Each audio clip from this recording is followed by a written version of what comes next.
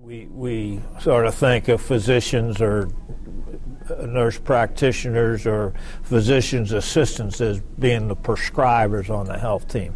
As we've attempted to create an expanded role for pharmacists, we've moved into a role in which they under protocol might provide treatments, which in a sense would be prescribing a treatment for a particular situation.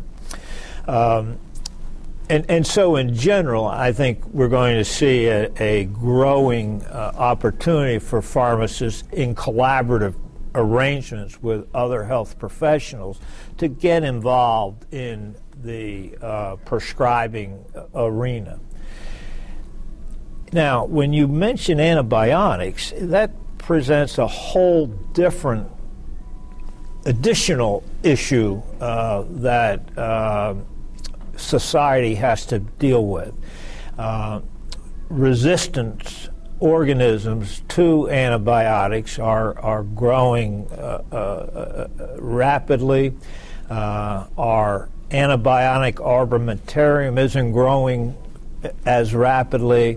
And so people are now concerned about whether we'll even have an antibiotic available to treat some of the more complicated infectious diseases that will occur.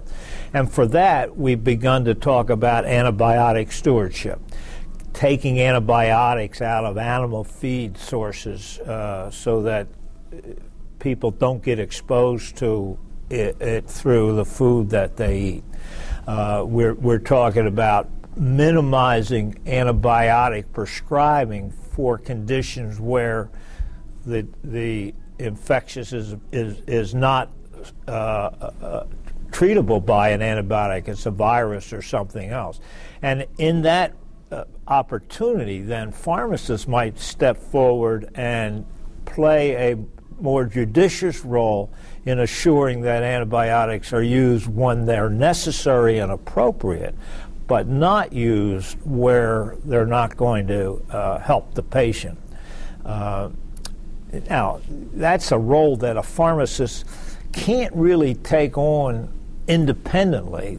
That's a role that a pharmacist could only take on collaboratively, where other health professionals recognize the expertise of the pharmacist, have delegated to the pharmacist the opportunity to help use the antibiotic with appropriate discretion, and perhaps more importantly, where the pharmacist gets engaged with a patient to help them understand why an antibiotic may not be the appropriate treatment in this situation, and why they ought to reserve that antibiotic for a different circumstance.